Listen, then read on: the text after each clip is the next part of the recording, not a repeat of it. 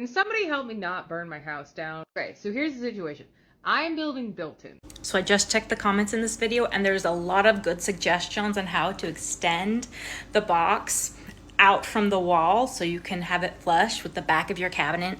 But my guess is you don't really want to reach inside your cabinet to turn off and on the lights, so I've got a solution for that. It involves installing smart switches. This is a Caseta Lutron switch. So you'll install a couple of those. You do have to get a hub and have the whole thing set up. But after you get that installed, you hook it up to one of these, which is a pico remote. They look like this out of the container, and you can take that remote and put it anywhere you like where there isn't already a switch.